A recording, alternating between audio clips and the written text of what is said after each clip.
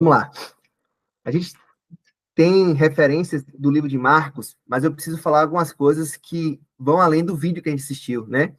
O livro de Marcos é o instrumento bíblico mais utilizado no evangelismo. O livro de Marcos, separadamente da Bíblia como um todo, é um dos livros mais contrabandeados no mundo. Por que contrabandeados? Quando você vai para um lugar ou para uma terra que é proibido o acesso com a Bíblia, você precisa ser objetivo, você precisa ter menos volume e mais impacto. E por que é escolhido o livro de Marcos? Porque o livro de Marcos, ele foca nos milagres de Cristo do início ao fim. Ele não tem a preocupação, como nós lemos em João, de mostrar Jesus como Deus, ou no livro de Mateus, que vem trazendo árvores genealógicas, detalhes e minúsculos para mostrar que Jesus é judeu, que Jesus é o rei dos judeus. Ele está mostrando ali, e ele vem mostrando no seu livro. Só um momento.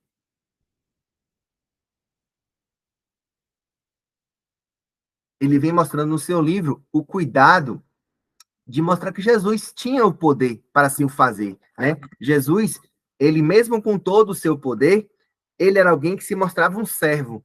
Então ele coloca essa dúvida em nossa mente e acho que o videozinho ele trouxe bastante isso. Como alguém com tanto poder se mostrava e se prostrava como servo, não exigia, né, essas regalias e necessidade desse poder. Então a gente começa com o capítulo 1, ele de forma bem objetiva, falando de João Batista, falando do batismo de Cristo, ele não passa muito tempo nessa parte, que nós vamos ver Lucas demorar 4 capítulos para trazer até esse momento em que Jesus é confrontado com o diabo, né, após o seu batismo. Ele já vai nos apresentando os primeiros discípulos, e no primeiro capítulo já mostra Jesus fazendo, curando, né, expulsando um espírito impuro. E algo que chama a atenção no livro de Marcos é que todas as vezes que Jesus, nesse início, fazia o milagre, ou praticava o milagre, ou exercia o seu poder de Deus na terra, ele pedia, não conte para ninguém, pedia segredo. E a gente vai lendo o texto e vai ficando sem entender por que tanto pedido de segredo de Jesus, porque ele não queria mostrar a todos a sua grandeza. E aí a gente vem transcrevendo o livro, vai passando com a gente, mostra o leproso, vai mostrando a questão da cura do paralítico, em que ele já abre para todos. Assim, do capítulo 1 para o 2, nós vemos essa passagem de até mesmo nesse amadurecimento de Jesus. Jesus fala, não preciso mais guardar segredo aqui, já está crescendo. Porque no capítulo 2, a cura do paralítico, ele não tem medo. E a palavra não seria medo, mas ele não tem receio de queimar a largada do seu discipulado, ou queimar a largada do que ele tinha para ser feito como Cristo, né? Então, assim, ele espera aquele momento em que a multidão está à sua porta, a multidão está naquela casa, e nós já sabemos nos outros livros, porque essa passagem é lida nos outros 3 livros, né? Então, muito do que nós vamos ler aqui já foi lido e esmiuçado em outros livros, porque Marcos foi um dos primeiros a ser escrito. Então, ele foi base desses outros livros.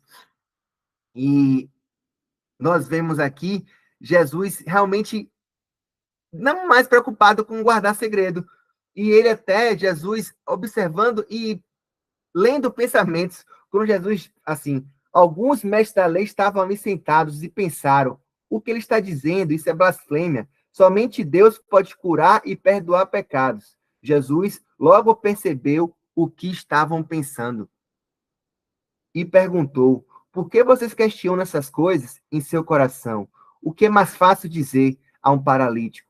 Seus pecados estão perdoados? Ou levante-se e ande?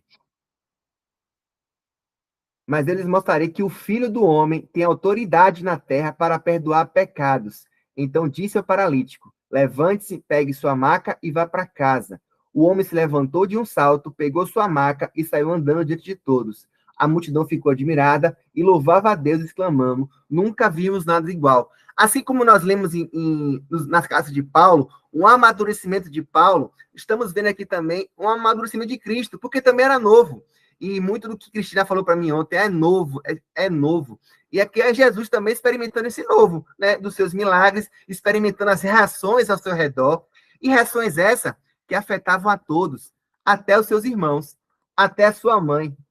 que eles não concordavam, eles não acreditavam. Como pode Jesus, aquele que está aqui conosco, está fazendo cura? E nós lemos o livro de Tiago, nós percebemos essa angústia que existia, essa rusga que tinha em Tiago, seu irmão, Jesus, e após a sua ressurreição, a conversa que Jesus tem com Tiago em particular, ele já em matéria, ele já fora da matéria em espírito, e a transformação que existe em Tiago, seu irmão, é relatada aqui no capítulo 3, em que eles vão, e assim, quando os familiares de Jesus souberam o que estava acontecendo, tentaram impedi-lo.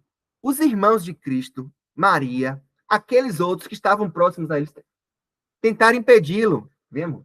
A Aninha está aqui passando, que ela está se arrumando também para trabalhar. Tentaram impedi-lo.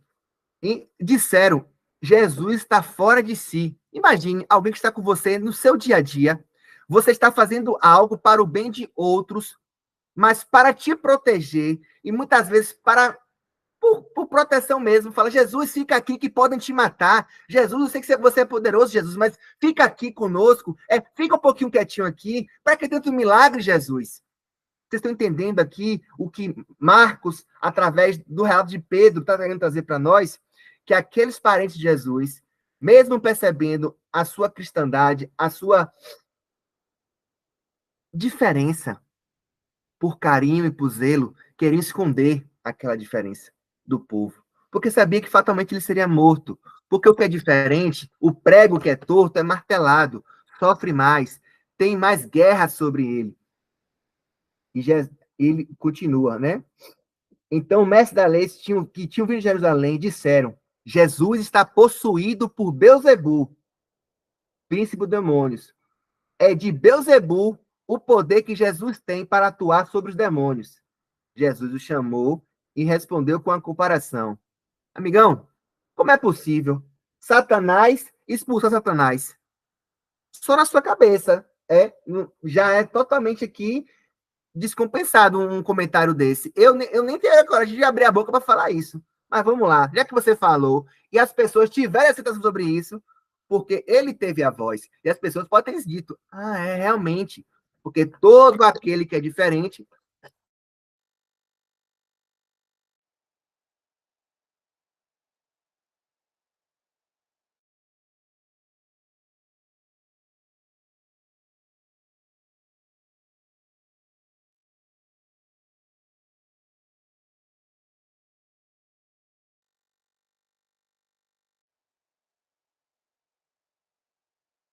Me escutam? Alguém fala aí? Sim, Alguma tá coisa? agora. Sim. Vamos lá. Vamos lá. E aí Jesus responde a eles: um reino dividido internamente será destruído. Um reino dividido internamente será destruído. Uma casa dividida internamente será destruída. Não pode o marido ir para um lado e a esposa ir para o outro. Mas existe isso. E o que você vai fazer quando os dois estão seguindo por lugares distintos? Você vai deixar para lá? Você vai abandonar seu casamento? Ou você vai, com amor, orar mais para que você consiga ajustar esses caminhos, que vocês consigam caminhar juntos? É o que Jesus está falando aqui agora. Em um reino dividido eternamente será destruído. Da mesma forma, uma família dividida contra si mesmo se desintegrará.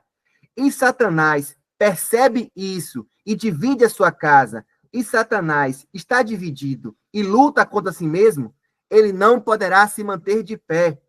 Quem tem poder para entrar na casa do homem forte e saqueá-lo?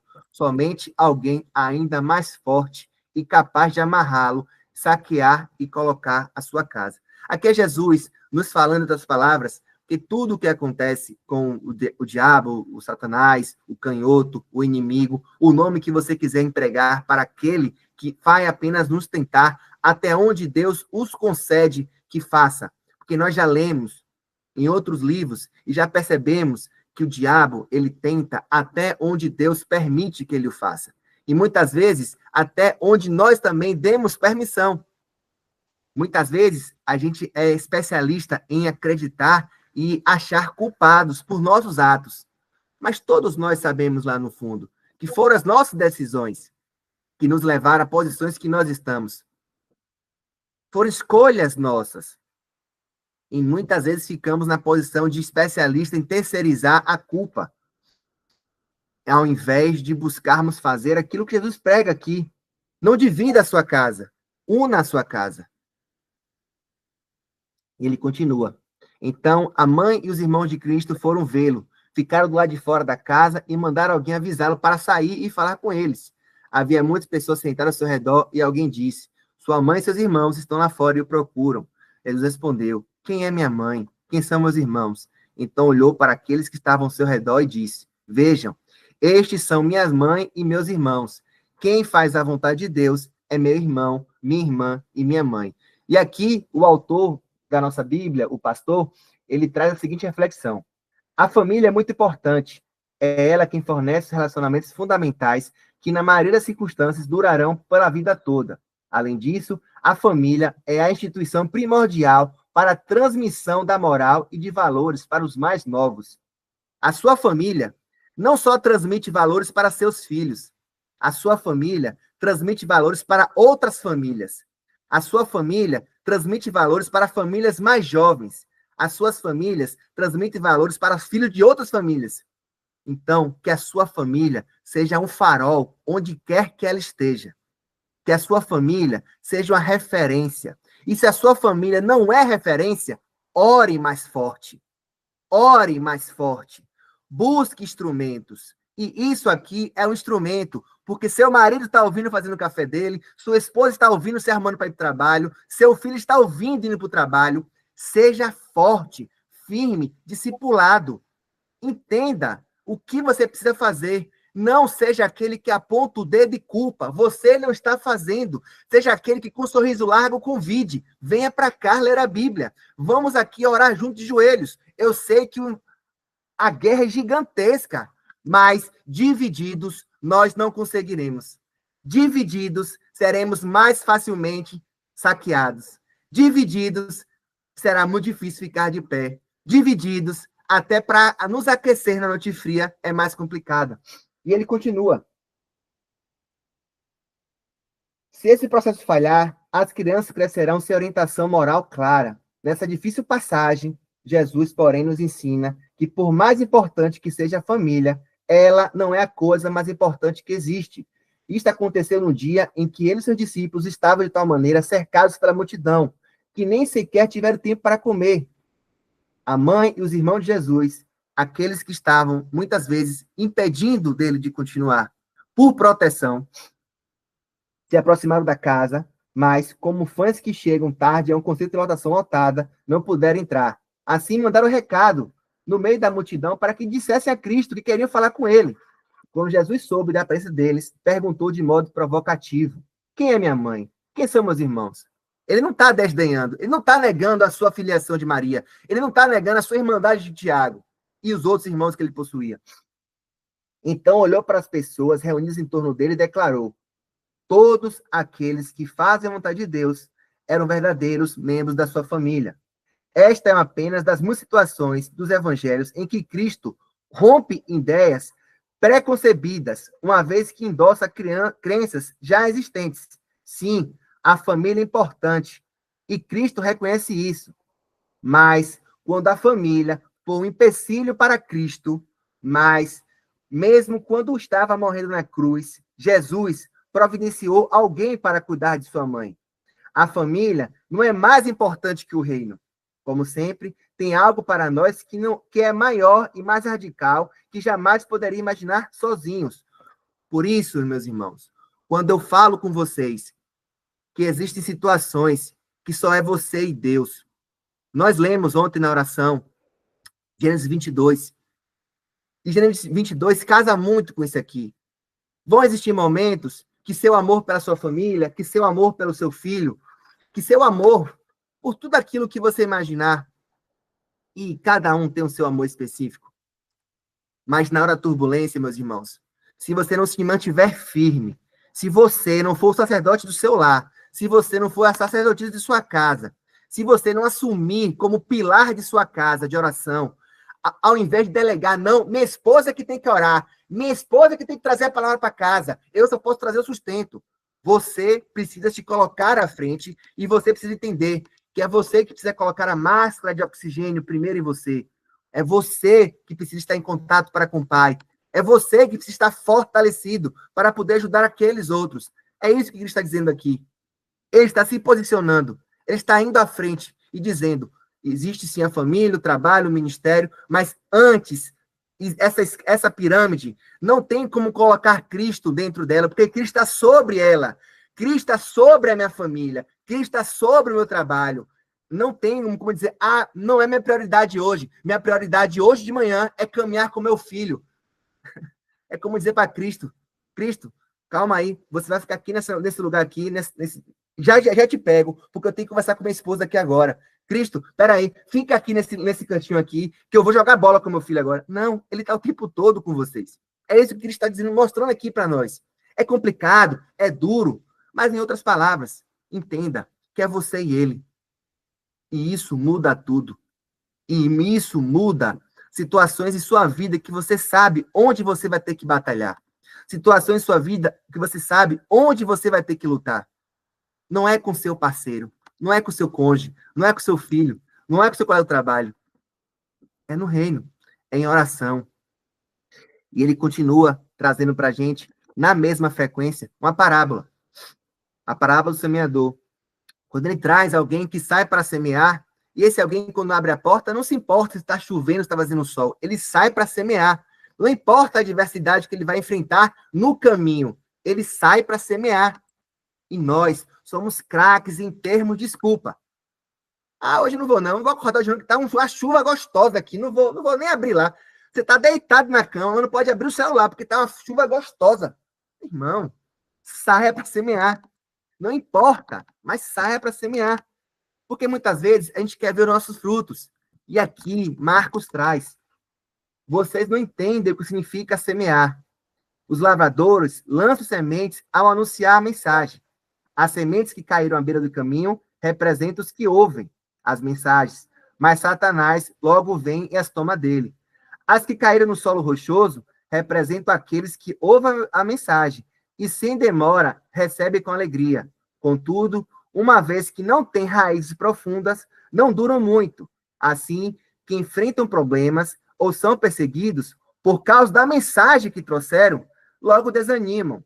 As que caíram entre espinhos representam outros que ouvem a mensagem, mas logo ela é sufocada pelas preocupações da vida, pela sedução da riqueza e pelo desejo de outras coisas, não produzindo fruto algum. E as que caíram em solo fértil representam os que ouvem, aceitam a mensagem e produzem uma colheita 30, 60 ou até 100 vezes maior. Só que ele traz aqui uma sequência dessa parábola. O reino de Deus é como um lavrador que lança sementes sobre a terra. Noite e dia, esteja ele dormindo ou acordado. Não é o que você faz, irmão. Não é a sua força. Não é a sua inteligência. Não é o seu modo de agir. Porque se você estivesse dormindo e ninguém fosse evangelizado porque está dormindo, é Jesus lhe dizendo aqui, ó. O reino de Deus é como um lavrador que lança sementes sobre a terra. Noite e dia, esteja dormindo ou acordado, as sementes germinam e crescem. Mas ele, o lavrador, não sabe como isso acontece. A terra produz as colheitas por si própria. Primeiro aparece uma folha, depois se formam as espigas de trigo e, por fim, o cereal amadurece. É assim que o cereal está maduro. O lavrador vem e corta com a foice, pois chegou o tempo da colheita. Você pode não ver o fruto em sua casa. Você pode não ver a mudança em sua casa. Mas a sua função é continuar acordando, abrindo a porta e jogando sementes. Porque é você, assim como os amigos do paraplégico, é você que tem que levar as pessoas a Cristo. Mas é Cristo quem traz a cura física, espiritual e emocional. Não somos nós. Não é você, marido. Não é você, pai. Não é você, colega. Não é você que vai trazer essa cura a ele. Você, sim, pode ser o lavrador que insistentemente, dia após dia, vai dizer: vamos abaixar o barulho do mundo e aumentar Cristo em nossas vidas.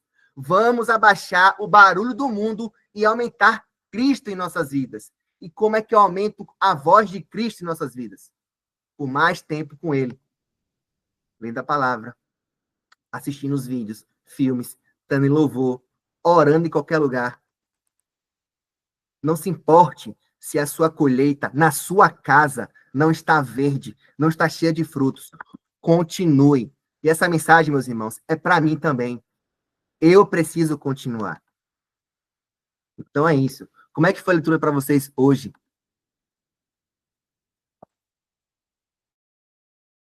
Com todo o problemático aqui, acho que deu certo. Viu? Só se gravou.